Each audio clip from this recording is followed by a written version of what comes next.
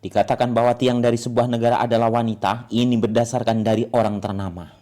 Itu bisa dilihat dari kehidupan sehari-hari ketika kalian lelah dan capek menjalani aktivitas, hilang dengan sifat lemah lembutnya. Tapi bila sambutan yang ia bawa adalah sifat keras, maka menjadi keterbalikan, rasa capek dan lelah akan meningkat berlipat-lipat hingga membuat kaum lelaki meratap, memikul beban yang makin syarat. Seperti pepatah bilang, di dalam lelaki hebat terdapat wanita yang kuat. Bahasa Latinnya mensana mensono batal purno. Halo Sobat Film dimanapun Anda berada, jumpa kembali dengan saya Ngopi Film. Kali ini saya akan menceritakan sebuah film dari Korea yang tak kalah menarik dari film Hollywood lainnya. Film tentang seorang wanita cantik, seksi, namun mematikan. Yuk langsung saja.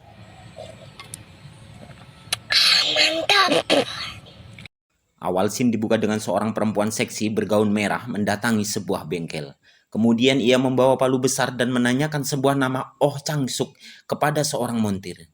Ketika montir tersebut mengatakan dirinya adalah Oh Chang-suk, perempuan tersebut langsung memukulnya dengan palu dan film pun dimulai. Adegan berpindah pada seorang perempuan yang keluar dari penjara yang bernama Eun-hee. Ini dia parasnya. Entah kasus apa yang ia alami hingga membuatnya masuk penjara. Karena ini baru permulaan. Lalu muncul seorang perempuan lagi merangkulnya karena rindu yang bernama Eun-hee. Diketahui Eun-hee adalah adik Eun-hee yang punya keterbelakangan mental alias sekilo kurang 1 on. Kemudian mereka makan malam dan Eun-hee memberikan sebuah hadiah jepit rambut yang membuat Eun-hee kegirangan.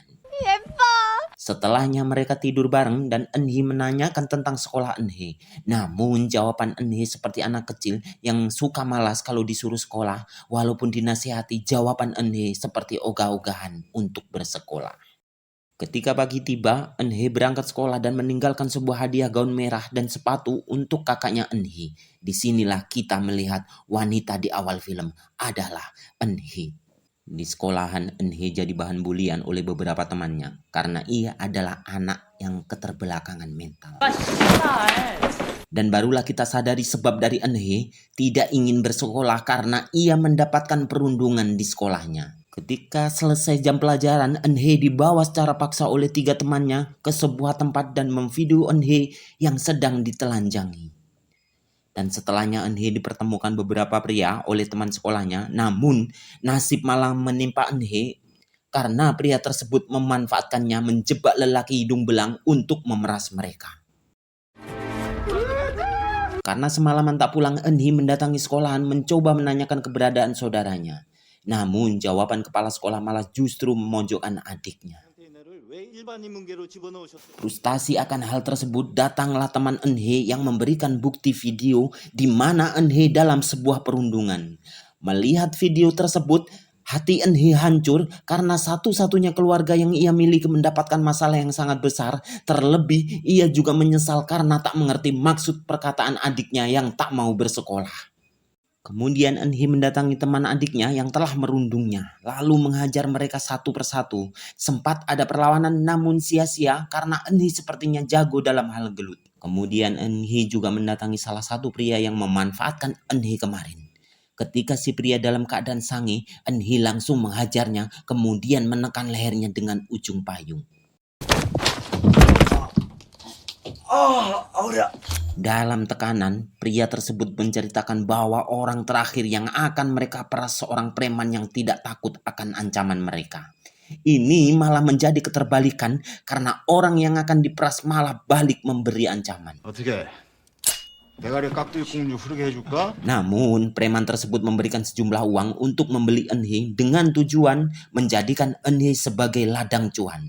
Dari informasi pria tadi, Eun-hee mendapat sebuah alamat di mana preman tersebut tinggal, tapi sia-sia karena ia hanya menemukan pekerjanya saja.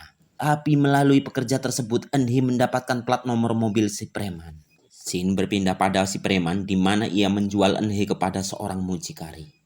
Mucikari tersebut mengeluh karena Eun-hee sering meminta pulang dan meneriakkan nama Eun-hee. Eun-hee di situ mendapat perlakuan tak senonoh oleh sang mucikari hanya untuk mengajarinya menjadi pegawai esek-esek.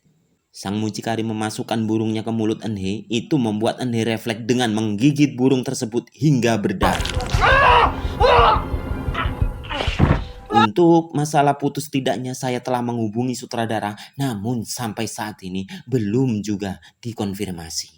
Berbekal nomor plat mobil si preman, Enhi mulai mengikuti pergerakan preman tersebut.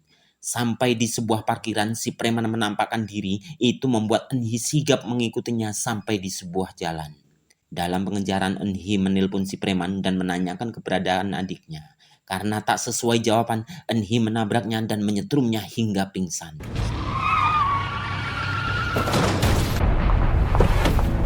Sadar dari pingsan, si preman dipaksa Enhi untuk menunjukkan keberadaan adiknya dengan ancaman tali yang menjerat lehernya. Di perjalanan Enhi kewalahan karena si preman sempat melawan, namun pada akhirnya Enhi mampu melumpuhkan preman tersebut dengan mematahkan lengannya. Berbekal HP milik si preman, Enhi mencoba menelpon mucikari tempat adiknya dijual. Namun hal itu terlambat di mana mucikari sudah menjualnya ke orang lain. Kemudian Enhi mendatangi mucikari dan mendapati jepit rambut yang ia berikan kepada Enhi dipakai oleh seorang perempuan anak buah mucikari. Tanpa banyak bicara, Enhi membenturkan kepala perempuan tersebut dan menyeretnya ke tempat mucikari. Terjadi pembicaraan alot dengan sang mucikari hingga sampai ke perkelahian antara Enhi dan mucikari. Di sini Enhi mampu melumpuhkan mucikari dengan sebuah kuncian leher dan memaksanya berbicara pada siapa Enhi dijual. Pada dasarnya mucikari tersebut sudah menghubungi Enhi melalui telepon rumah, namun tak ada jawaban dari Enhi karena ia sedang mencarinya di luar. Lalu datanglah seorang pria yang membeli Enhi beberapa jam sebelum kedatangan Enhi. Merasa janggal dengan telepon adiknya karena Enhi sendiri tak punya telepon rumah. Akhirnya Enhi pun berniat mendatangi sebuah alamat dari nomor telepon tersebut. Dalam perjalanan Enhi terganggu dengan celoteh preman yang ada di bagasi mobil. Namun Enhi memberi pelajaran dengan meremukkan tangan preman tersebut. Kemudian ia menabrakkan bagasi berulang-ulang sebelum melepaskan preman tersebut.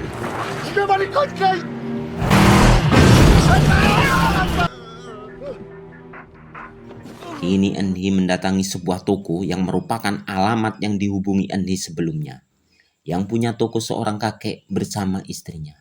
Namun apa yang didapat Enhi sungguh memilukan, di mana sang pemilik toko menceritakan bahwa beberapa bulan yang lalu Enhi mendatangi tokonya, kemudian ia tergoda lalu memperkosanya di toko tersebut.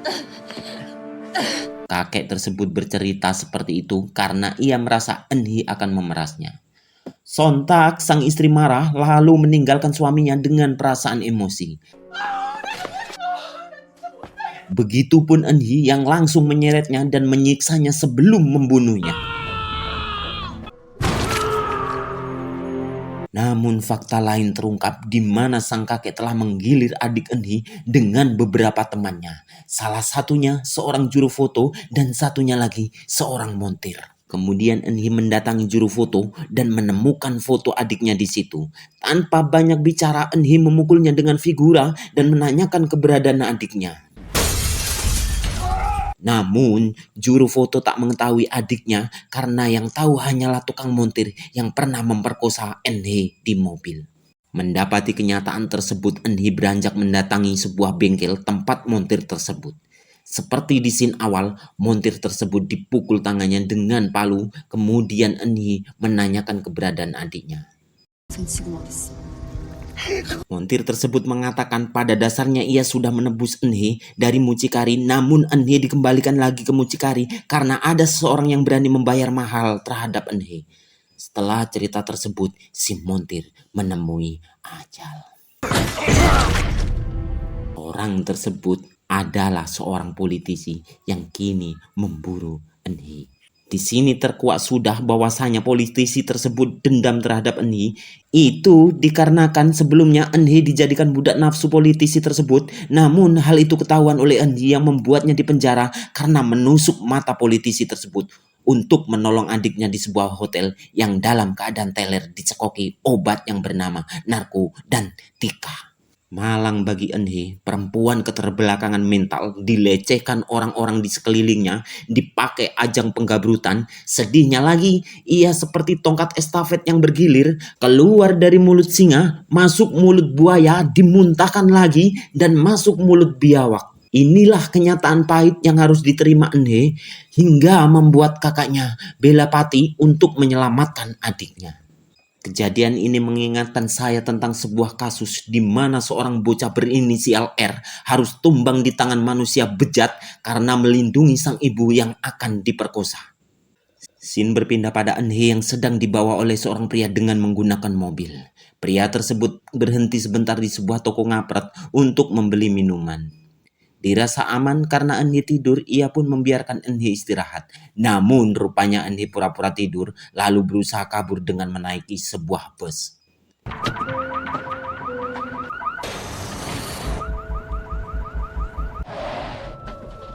Usaha Enhe sia-sia karena pria tersebut menyadari akan hal itu lalu menghentikan bus dan menurunkan Enhe secara paksa. Di sini saya bingung melihat supir dan para penumpang yang melihat Enhe berteriak histeris, namun mereka cuma longah-longo mirip kebo di sawah. Pria tersebut kemudian mendapatkan telepon dari bosnya untuk membawa Enhe ke sebuah tempat. Ternyata orang tersebut adalah seorang politisi yang punya dendam pribadi dengan Enhe. Setelah membawa Enhe ke sebuah tempat, pria tersebut flashback sewaktu si bos memperlakukannya dengan buruk hanya karena dendam dan syahwat belaka. 그래서 어떻게 이 자리까지 기어올라왔는지 전국을 이잡듯이 뒤졌는데 그년들은 모자라. 언니는 나중이고 Di saat itu juga ia iba dengan Enhe yang banyak mengalami pelecehan seksual. Kini kita ditampilkan politisi tersebut yang sedang berpidato di sebuah forum yang diadakan di rumahnya sendiri. Dengan janji manis mensejahterakan rakyat, menciptakan lapangan pekerjaan, mengurangi kemiskinan. Selesai acara ia beristirahat dan menyuruh anak buahnya berjaga-jaga mengamankan situasi. Namun datang juga Enhe menuju rumah politisi tersebut untuk mencari adiknya. Di sini Enhe melumpuhkan bodyguard politisi tersebut satu persatu dengan alat bantu setrum. Hingga sampai ke tempat politisi tersebut rebahan. Enhe mengancam dan menanyakan adiknya, namun politisi tersebut melawan dengan memanggil seluruh anak buahnya. Dengan kesibukan Enhe melawan anak buahnya, politisi tersebut memanfaatkan keadaan untuk melarikan diri. Terjadi kejar-kejaran di jalan seperti di film Death Race.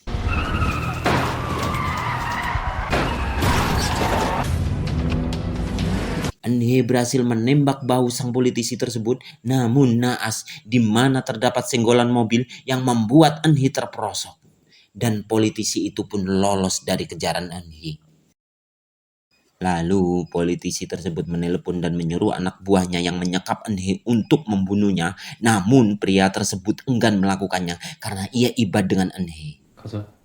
어디로요?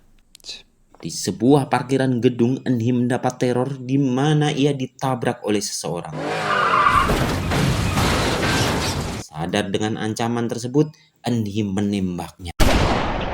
Beralih ke sebuah gudang, tampak pria yang menyekap Enhe digantung.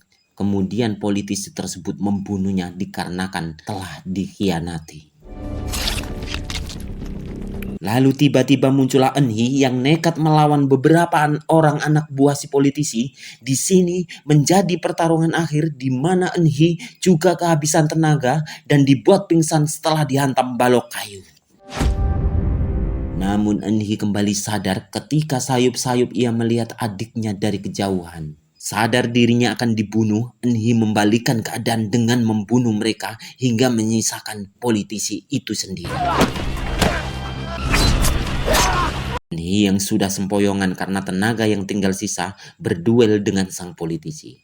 Sempat mendapatkan tusukan, namun Enhe masih bisa membalikan keadaan lalu memukulnya berkali-kali sampai mudar.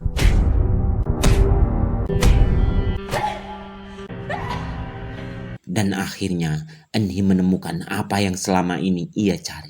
Enhe yang masih belia harus mengalami nasib yang begitu mengenaskan, dimanfaatkan banyak orang lantaran ia keterbelakangan mental, mendapat perundungan di sekolah dan pelecehan seksual oleh banyak orang. Disinilah Enhe tak bisa membendung tangisannya dan membawa Enhe, sang adik, pergi dari kota tersebut. Dan film pun selesai. Wanita itu seperti air, sifatnya lemah lembut, namun di balik itu semua, ia menyimpan sebuah kekuatan yang bisa menghancurkan tapi juga memberi kehidupan. Itu kenapa wanita diibaratkan tiang negara, karena kokoh tidaknya negara bergantung pada wanita. Saya Ngopi Channel pamit, apabila ada salah kata, mohon dimaafkan. Salam Ngopi Film.